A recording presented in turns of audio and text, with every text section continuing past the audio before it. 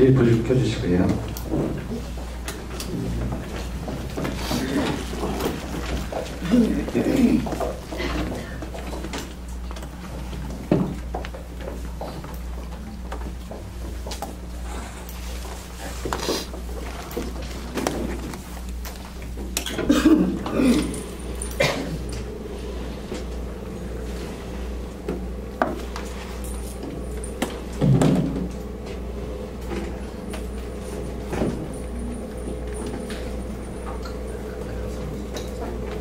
반갑습니다.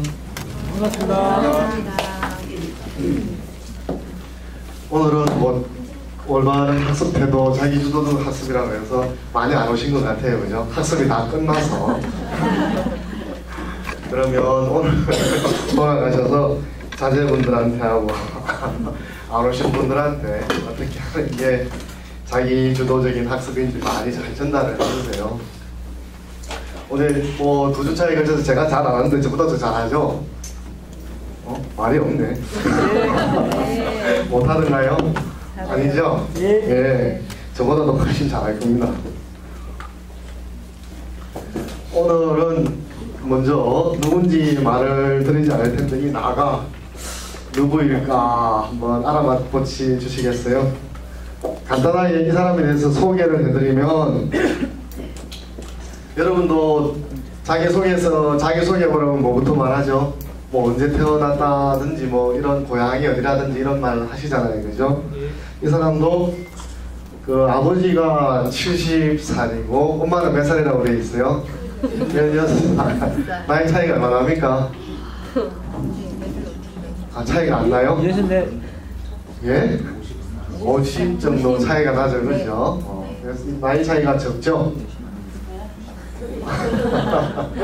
나이 차이가 아주 많이 납니다. 그 다음에 아버지가 부인이 몇 명인 줄 알아요? 부인이 3명입니다. 첫 번째 부인한테는 딸만 주르륵 낳았어요. 그 다음에 이제 둘째 부인한테는 아들이 낳긴 하는데 다리를 절어요. 그 다음에 이 사람은 세 번째 부인에게 태어난 사람이에요. 그다음에 아버지는 아들이 3살 때 죽어요. 또 어머니도 24살 되면 죽어요. 그러면 이제 아버지가 돌아가시면 흔히 요즘 뭐 한부모 자녀, 그죠? 그래서 사회적 배려 대상이 되잖아요, 그죠? 그러다가 19세에 결혼을 해요. 그럼 뭐죠? 아무것도 불알 두 쪽밖에 없는데 먹고 살아야 되나? 아마 여기 계시는 분들이 나도 살기가 어려운데 라고 생각하시겠지만 이 사람만큼 어려운 사람도 많지는 않겠죠, 그죠? 이렇게 어려운 조건에 살았습니다. 근데 20살 때, 아까 몇 살 때 결혼했다고 했죠? 대단한데요. 예, 19에 결혼했습니다. 그래서 이제 20대 때 뭘 해야 됩니까? 결혼을 했으니까 가장이잖아요, 그죠? 그래서 취업을 하죠. 그 다음에 30대 중반부터 그 이름이 알려지기 시작해서 한 사람씩 제자를 받기 시작해요. 그러다가 그 30대 후반 때 노나라에 있어서 약 뭐 내전 가까운 전쟁이 일어나게 됩니다. 무슨 말이냐면 그 노나라가 제일 신분이 정치적으로 높은 사람이 이제 군주 또는 제후라고 하는 사람이고, 제후라든지 왕 다음에 있는 사람은 대부라는 건데, 노나라는 이상하게도 군주가 힘을 못 쓰고, 그죠? 그 밑에 있는 대부가 힘을 쓰는 나라였는데, 그 군주가 한번 이 대부들한테 반기를 들어서, 좀 말은 이상하죠, 그죠? 원래 아래에 있는 사람이 위에 있는 사람을 공격하는 걸 반기라고 부르는데, 반기를 들다라고 그러는데, 근데 노나라가 워낙 비정상적인 나라여서 대부가 힘을 쓰고 왕이 제대로 힘을 못 쓰는 나라였어요. 그래서 왕이 자기가 어떤 근력이죠, 빼앗긴, 자기가 있어도 제대로 쓰지 못했던 힘을 한번 쓰기 위해서 반기를 들어야 한다. 이겼으면 원래 제후 중심이었던 나라로 돌아가겠죠, 그죠? 네. 근데 결과는 어떻게 됐을 것 같아요? 분위기상으로 졌을 것 같죠? 저가고는 이게 이제 노나라 소공이라는 사람인데 더 이상 노나라에 살지 못하고 망명 아닌 망명을 떠나는데 이웃 제 나라로 가는데 제 나라에서도 받아주지도 않아요. 정치적인 문제가 될까 봐서. 그래서 이때쯤 그 공자도 나라는 사람도 그 제 나라로 약 한 1년 정도 외유를 떠나게 됩니다. 노나에 살지 못하고. 그다음 한 1년 있다가 다시 노나라 전국으로 돌아와서 벼슬살이를 하게 됩니다.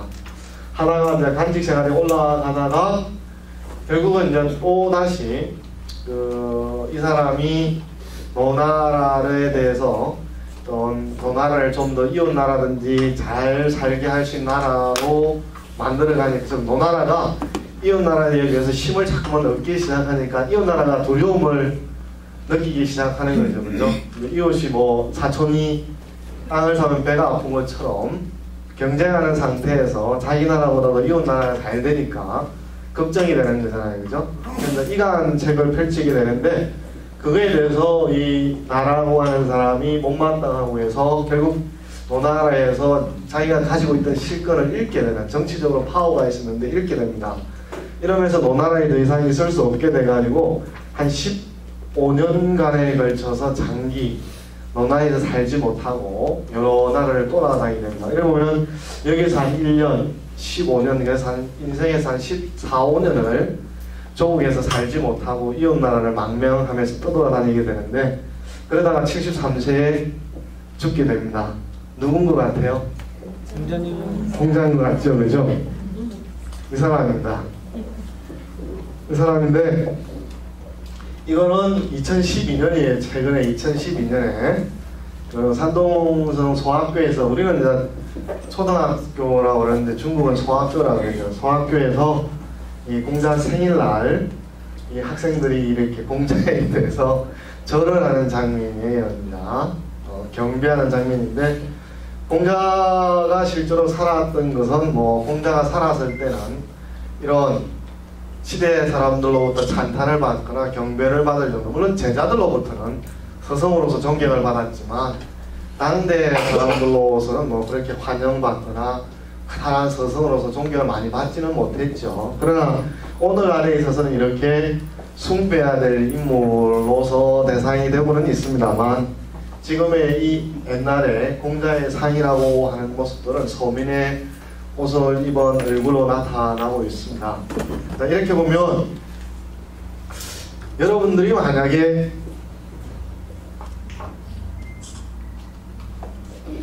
이 상황에서 공자였다 그러면 뭘 한다고, 19세다 20대라고 생각해 보세요. 그럼 뭘 해야 되겠습니까?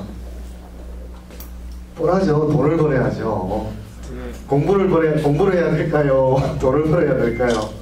돈을 벌어야죠, 그죠? 아버지도 안 계시고 20대 19세 결혼도 했죠.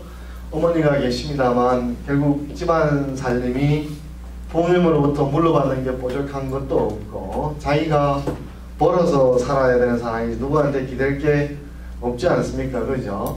그런 상황에서 오늘날에 공자라는 사람이 19세에 한국에 떨어지거나 중국에 떨어진다고 했을 때 가장 정상적인 게 공부 안 하고 돈 버는 거였을 거예요, 이제.